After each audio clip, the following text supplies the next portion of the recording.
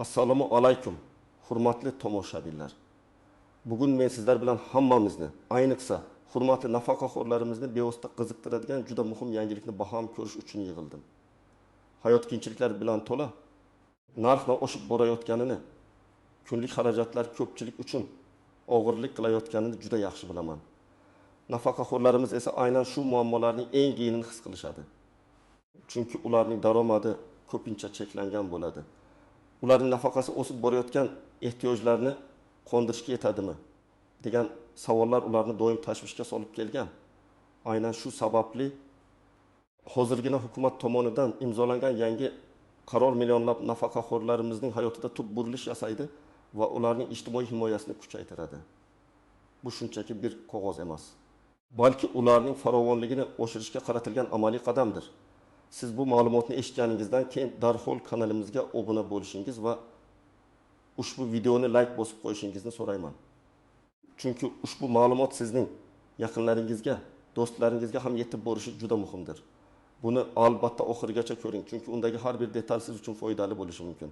Muammoning mohiyati, oldin qanday edi va hozir nima o'zgardi avvallari, rostini aytish kerak. Nafaqa tizimi ko'pincha murakkab va ba'zi jihatlari bo'yicha shaffof emas edi. Nafaqalar miqdori har yili ko'rib chiqilib oshirilardi. Ammo bu oshirishlar ko'pincha inflyatsiya sur'atlaridan biroz ortda qolardi yoki ularga zo'rg'a yetib borardi. Bu esa nafaqaxo'rlarning xarid qobiliyatini sezilarli darajada pasaytirar edi.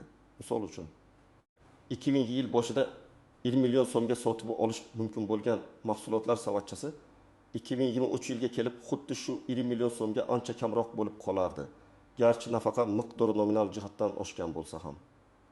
Bunday vaziyatda nafaqaxo'rlar, ayniqsa qishloq joylarda yashovchilar yoki yolg'iz kishilar ko'pincha dori-darmon, oziq-ovqat va kommunal to'lovlar uchun mablag' yetishmasligidan aziyat chekardi. Har qanday kutilmagan xarajat, masalan, tibbiy ko'rik yoki maishiy texnika buzilishi ularning oilaviy byudjetiga katta zarba berardi. Ba'zi toifadagi nafaqaxo'rlar, masalan, uzoq yillar og'ir sharoitlarda ishlaganlar yoki nogironligi bo'lgan shaxslar, qo'shimcha yordamga muhtoj bo'lishiga qaramay, amaldagi tizim ularning barcha ehtiyojlarini qoplay olmas edi. Hukumat ijtimoiy himoyaga e'tibor qaratgan bo'lsa-da, bu boradagi yondashuvlar ko'pincha umumiy xarakterga ega bo'lib, har bir individual holatni to'liq qamrab olmas edi. Endi esa vaziyat tubdan o'zgaradi. Hukumat imzolagan yangi hujjat nafaqaxo'rlar farovonligini oshirish va ijtimoiy himoyani kuchaytirish chora-tadbirlari to'g'risidagi qaror yoki qonun nafaqaxo'rlar uchun yangi davrni boshlab beradi. Bu shunchaki bir martalik nafaqa oshirish emas, balki ijtimoiy himoya tizimini yanada adolatli, shaffof va samarali qilishga qaratilgan kompleks yondashuvdir. Asosiy o'zgarishlar quyidagilardan iborat. Birinchidan, nafaqalarni yillik indeksatsiya qilishning yangi avtomatik mexanizmi joriy etiladi. Bu degani, endi nafaqalar miqdori inflyatsiya darajasi va mamlakatdagi o'rtacha ish haqi o'sishi bilan bog'lanib, muntazam ravishda va avtomatik tarzda oshirib boriladi. Bu nafaqaxo'rlarimizning xarid qobiliyatini saqlashga va hatto oshirishga yordam beradi. Ikkinchidan, ayrim zaif guruhdagi nafaqaxo'rlar uchun maqsadli qo'shimcha to'lovlar va imtiyozlar joriy qilinadi. Bu faqatgina barcha uchun nafaqa oshirish emas, balki eng muhtojlarga aniq yo'naltirilgan yordam ko'rsatishni nazarda tutadi. Uchinchidan, ba'zi ijtimoiy xizmatlar va imtiyozlarga kirish tartibi soddalashtiriladi. Endi hujjatbozlik kamayadi va nafaqaxo'rlar o'z huquqlaridan osonroq foydalana oladilar. Ushbu uchta asosiy yo'nalish umumiy xarid qobiliyatini oshirishdan tortib, eng muhtojlarga aniq yordam ko'rsatishgacha bo'lgan keng qamrovli masalalarni hal qilishga qaratilgan birinchi asosiy qism. Batafsil tahlil. Nimalarni bilish kerak? Kim xavotir olishi kerak va kim xavotir olmasligi kerak? Keling, ushbu yangi qarorning har bir bandini atroflicha ko'rib chiqaylik. Bu qarorning to'liq nomi, men yuqorida aytganimdek, nafaqaxo'rlar farovonligini oshirish va ijtimoiy himoyani kuchaytirish chora-tadbirlari to'g'risidagi hukumat qaroridir. Uning asosiy maqsadi O'zbekiston Respublikasi nafaqaxo'rlarining turmush darajasini yaxshilash, ularning ijtimoiy adolat tamoyillari asosida himoyalanishini ta'minlash hamda nafaqa tizimini zamonaviy iqtisodiy talablarga moslashtirishdir. Birinchi va eng muhim o'zgarish bu asosiy nafaqalarni yillik indeksatsiya qilishning yangi mexanizmi joriy etilishi. Ilgari nafaqalarni oshirish bo'yicha qarorlar ko'pincha alohida. ya'ni yiliga 1 yoki 2 marta qabul qilinardi. Bu esa inflyatsiyaning tezlashuvi sharoitida nafaqaxo'rlar daromadining qadrini saqlab qolishda qiyinchiliklar tug'dirardi. Endi esa yangi qarorga binoan nafaqalar miqdori har yili avtomatik ravishda yanvar oyining 1-kunidan boshlab o'tgan yildagi inflyatsiya darajasi va mamlakatdagi o'rtacha ish haqi o'sish sur'atlari hisobga olingan holda indeksatsiya qilinadi. Bu degani, endi siz har yili nafaqangiz ma'lum bir foizga o'sishini aniq bilib olasiz va bu o'sish inflyatsiya ta'sirini yumshatadi. Misol uchun, keling, taxmin qilaylik, 2023-yilda mamlakatda o'rtacha inflyatsiya darajasi 1 mardinni, o'rtacha ish haqi o'sishi esa INEX tashkil etdi.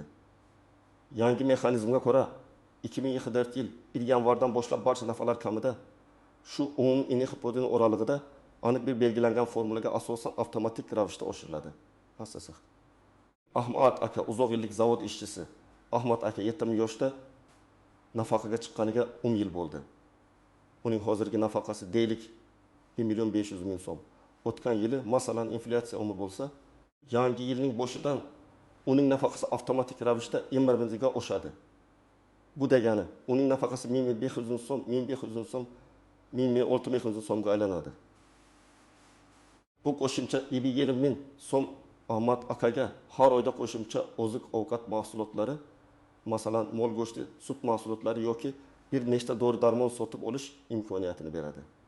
Ilgari bu kabi oshirishlar uchun bir necha oy kutish yoki hukumat qarorini alohida kutish kerak bo'lardi. Endi esa bu jarayon avtomatik va shaffof. Mana ikki misol. Dilbar opa, malakali o'qituvchi. Dilbar opa 18 yoshda. Dirdim yildan ortiq ta'lim sohasida ishlagan. Uning hozirgi nafaqasi yuqoriroq, deylik 2000 so'm. Unga ham 11 indeksatsiya qo'llanilsa, uning nafaqasi 2000 so'm plus 2000 so'm, 2200 so'mga aylanadi. Bu qo'shimcha 200.000 so'm Dilbar opaga nafaqat kundalik ehtiyojlarni qondirishga, balki masalan farzandlariga sovg'a olishga, kitob sotib olishga yoki madaniy tadbirlarga borishga imkon beradi. Bu indeksatsiya mexanizmi uning ko'p yillik mehnati natijasida olingan nafaqasining qadrini saqlab qoladi va unga yanada ishonch bag'ishlaydi. Ikkinchi muhim o'zgarish bu ostirish ayrim zaif guruhdagi nafaqaxo'rlar uchun maqsadli qo'shimcha to'lovlar va imtiyozlarning joriy etilishi. Hukumat barcha nafaqaxo'rlar uchun umumiy oshirishdan tashqari eng muhtojlarga alohida e'tibor qaratdi. Ostirish kimlar uchun? Bu qo'shimcha to'lovlar quyidagi guruhlarga yo'naltiriladi. 1. Uzoq yillik nogironligi bo'lgan shaxslar, ayniqsa irg'ur nogironlari. 2. Yolg'iz yashovchi. Qaramog'ida hech kim bo'lmagan nafaqaxo'rlar. 2. Jahon urushi qatnashchilari va mehnat fronti faxriylari. 4. Nafaqaning eng kam miqdoridan ham pastroq nafaqa oladiganlar, agar shunday holatlar mavjud bo'lsa. 5. Ayrim kasb egalari, masalan, yarim yildan ortiq tibbiyot sohasida, ta'lim sohasida, madaniyat sohasida ishlaganlar uchun alohida e'tirof. Astas ichi misol. Maqsud bobo mehnat faxriysi va yolg'iz yashovchi. Maqsud bobo 90 yoshda. Urushdan keyingi davrning mehnat fronti faxriysi. Uning o'zi yolg'iz yashaydi. Farzandlari chet elda. Uning hozirgi nafaqasi deylik 1.800.000 so'm. Yangi qarorga ko'ra Maqsud bobo endi umumiy indeksatsiyadan tashqari har oyda qo'shimcha 500.000 so'm miqdorida maxsus to'lov oladi. Bu to'lov unga masalan yordamchi yollashga, uy ishlarida ko'maklashish uchun, sifatliroq oziq-ovqat mahsulotlari sotib olishga yoki eng zarur dorilarni xarid qilishga yordam beradi. Bu Maqsud boboning hayot sifatini sezilarli darajada yaxshilaydi va unga davlatning g'amxo'rligini his qilish imkonini beradi. Asosiy tartib misol. Gulnora opa ungur nogirini. Gulnora opa 55 yoshda, yoshligida ungur nogirini. U nogironlik nafaqasi oladi deylik 1200 so'm. Yangi qarorga binoan Gulnora opaga har oyda qo'shimcha 2.500 so'm miqdorida yordam puli ajratiladi. Bu pul Gulnora opaga nogironlik aravachasining texnik xizmatini ko'rsatishga, ba'zi tibbiy anjomlar sotib olishga yoki shaxsiy gigiyena vositalariga sarflashga yordam beradi. Bu nafaqat moliyaviy yordam, balki uning ijtimoiy moslashuviga ham katta hissa qo'shadi. Chunki ba'zi maxsus xizmatlar uchun qo'shimcha mablag' talab qilinadi. Uchinchi muhim yo'nalish bu ast-ast ba'zi ijtimoiy xizmatlar va imtiyozlarga kirish tartibini soddalashtirish. Bu asosan byurokratik to'siqlarni kamaytirish va nafaqaxo'rlar uchun qulaylik yaratishga qaratilgan. Masalan, kommunal xizmatlar uchun subsidiya olish, jamoat transportidan bepul foydalanish ayrim toifalar uchun. Ba'zi tibbiy xizmatlar uchun chegirmalar yoki bepul ko'rsatish tartibi soddalashtiriladi. Endi buning uchun kamroq hujjat talab qilinadi. Arizalar esa tezroq ko'rib chiqiladi. Kimlar xavotir olishi kerak? Aslida yangi qaror barcha nafaqaxo'rlar uchun ijobiy ta'sir ko'rsatadi. Ammo ba'zi hollarda qo'shimcha imtiyozlar uchun hujjatlarni qayta ko'rib chiqish yoki ariza topshirish zaruriyati tug'ilishi mumkin. Kimlar xavotir olmasligi kerak? Asosiy nafaqa oluvchilar, ya'ni yuqorida keltirilgan in va 2 misollardagi kabi oddiy nafaqaxo'rlar umuman xavotir olmasliklari kerak. Ularning nafaqasi avtomatik ravishda indeksatsiya qilinadi va bank hisoblariga o'tkaziladi yoki pochta orqali yetkaziladi. Ikkinchi asosiy qism qoidalardan istisnolar. Tuzoqlar va noaniq nüanslar har qanday yangi qonun yoki qarorning o'ziga xos jihatlari va tushunarli bo'lmagan nüanslari bo'ladi. Ushbu yangi qaror ham bundan mustasno emas. Keling, bu borada muhim bo'lgan istisnolar. Ehtimoliy tuzoqlar va noaniq jihatlarni ko'rib chiqaylik. Kimlar barcha imtiyozlarni to'liq olmasligi mumkin? Chet elda yashovchi nafaqaxo'rlar. Agar siz O'zbekiston fuqarosi bo'lsangiz, doimiy ravishda chet elda istiqomat qilsangiz va O'zbekistonda nafaqa olsangiz, siz uchun ba'zi qo'shimcha maqsadli to'lovlar yoki imtiyozlar boshqacha tartibda bo'lishi mumkin. Ko'pincha bunday holatlarda faqat asosiy nafaqa oshiriladi, ammo ijtimoiy xizmatlarga bog'liq bo'lgan qo'shimcha yordamlar cheklanishi mumkin. Chunki bu xizmatlar mamlakat hududida ko'rsatiladi.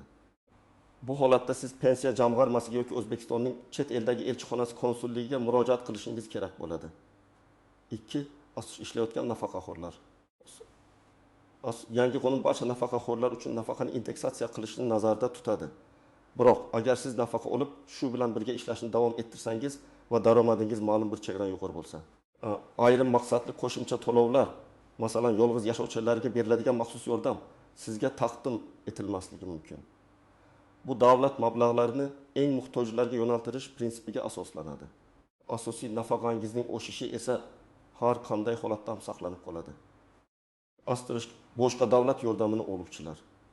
Agar siz allaqachon boshqa davlat dasturlari orqali sezilarli darajada moliyaviy yordam olayotgan bo'lsangiz, masalan, yuqori darajadagi davlat mukofotlari bilan bog'liq maxsus nafaqalar yoki ba'zi bir noyob ijtimoiy uy-joy dasturlari, siz barcha qo'shimcha maqsadli to'lovlar uchun avtomatik ravishda munosib bo'lmasligingiz mumkin. Bu holatlarning har biri alohida ko'rib chiqiladi. Ehtimoliy tuzoqlar va noaniq nüanslar. Avtomatikmi yoki ariza kerakmi? Bu juda muhim savol. Nafaqalarni yillik indeksatsiya qilish, ya'ni asosiy nafaqaning umumiy o'sishi avtomatik ravishda amalga oshiriladi. Buning uchun sizdan hech qanday ariza yoki hujjat talab qilinmaydi. Siz shunchaki yanvar oyidan boshlab oshirilgan nafaqani olasiz. Ammo yuqorida aytib o'tilgan asosiy maqsadli qo'shimcha to'lovlar va ba'zi imtiyozlar uchun, masalan, yolg'iz yashovchi ekanligingizni tasdiqlash, nogironlikning maxsus turini isbotlash yoki uzoq yillik ish stajini tasdiqlash uchun asterisk ariza topshirishingiz va tegishli hujjatlarni taqdim etishingiz kerak bo'lishi mumkin. Hukumatning maqsadi jarayonni soddalashtirish bo'lsa-da, aniq maqsadli yordam uchun eligible dedi. Muvofiqlikni tekshirish zarurati bor. 2. Asterisk joriy etish muddati qarorda ko'rsatilishicha, nafaqalarni yillik indeksatsiya qilish mexanizmi har yilning 1 yanvardan boshlab kuchga kiradi. Bu degani birinchi indeksatsiya allaqachon kuchga kirgan yoki yaqin kelajakda amalga oshadi. Maqsadli to'lovlar esa qaror qabul qilinganidan keyin ma'lum bir muddat ichida, masalan, 1 oydan 3 oygacha bo'lgan muddatda joriy etilishi kutilmoqda. Aniq muddatlarni pensiya jamg'armasining rasmiy saytida yoki davlat xizmatlari markazlarida aniqlashtirish zarur. O'tib moliyalashtirish manbalari. Bu o'zgarishlar qanday mablag'lar hisobiga amalga oshiriladi degan savol tug'ilishi tabiiy. Qarorda ko'rsatilishicha, bu qo'shimcha mablag'lar asosan davlat byudjeti va ijtimoiy sug'urta jamg'armasi mablag'lari hisobidan qoplanadi. Bu moliyalashtirish tizimining barqarorligini ta'minlashga qaratilgan bo'lib, nafaqalarning kelajakda ham oshib borishiga zamin yaratadi. 4. Asterisk inflyatsiya xavfi. Asterisk yangi indeksatsiya mexanizmi inflyatsiyaning nafaqalar qadriga salbiy ta'sirini yumshatishga qaratilgan bo'lsa-da, ba'zi ekstremal iqtisodiy sharoitlarda inflyatsiya sur'atlari indeksatsiya miqdoridan biroz oshib ketishi ehtimoli nazariy jihatdan mavjud.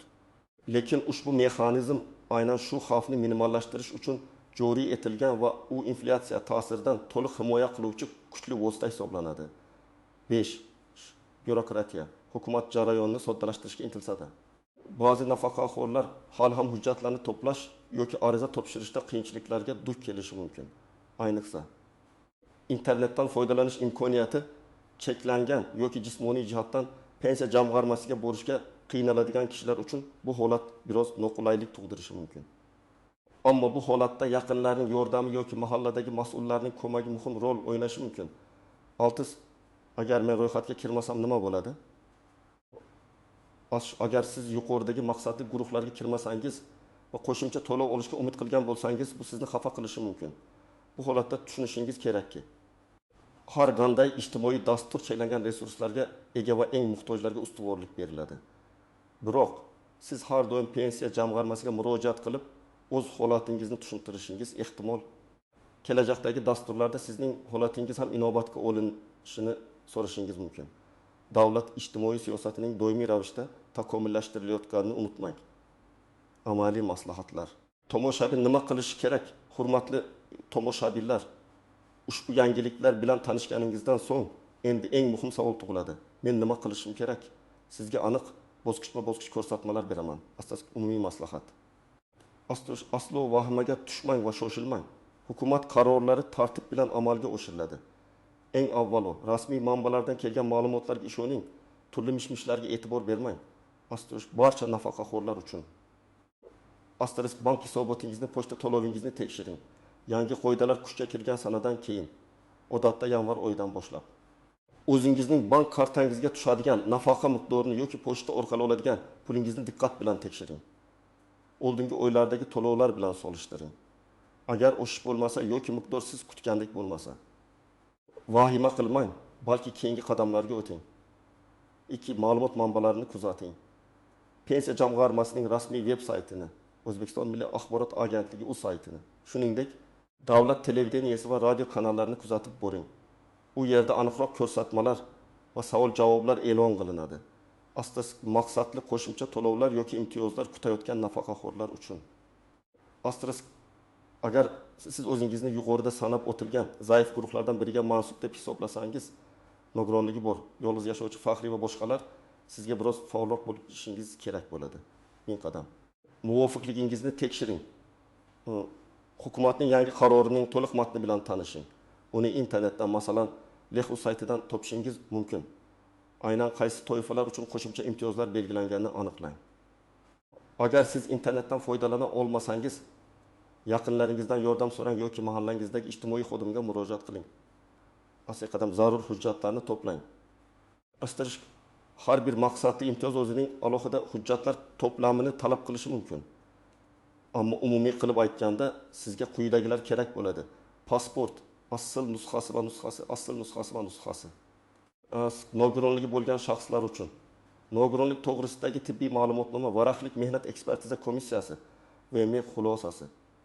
Yolg'iz yashovchilar uchun. Mahalladan berilgan oila tarkibi to'g'risidagi ma'lumotnoma. Yolg'iz yashovchi ekanligingizni tasdiqlovchi. Faxriylar uchun tegishli guvohnomalar, masalan, urush faxriysi guvohnomasi, mehnat faxriysi guvohnomasi. Ish staji uzoq bo'lganlar uchun mehnat daftarchasi, asl nusxasi va nusxasi yoki arxiv ma'lumotnomalar, ish stajini tasdiqlovchi. Ehtimol bank hisob raqamingiz rekvizitlari. Bular faqat umumiy ro'yxat, aniq hujjatlar ro'yxatini pensiya jamg'armasi yoki davlat xizmatlari markazidan olishingiz mumkin. 3 qadam. Arizani qayerga topshirish kerak? Arizalarni topshirish uchun bir nechta variant mavjud. Hududiy pensiya jamg'armasi bo'limlari. Siz yashaydigan joydagi pensiya jamg'armasining bo'limiga murojaat qiling. Bu yerda sizga mutaxassislar maslahat beradi va hujjatlarni qabul qiladi. Davlat xizmatlari markazlari DXM. Respublikamiz bo'ylab joylashgan davlat xizmatlari markazlari ham bunday turdagi arizalarni qabul qilishga vakolatli. Bu markazlar ko'pincha qulayroq sharoitlarga ega va bir darcha tamoyili asosida ishlaydi.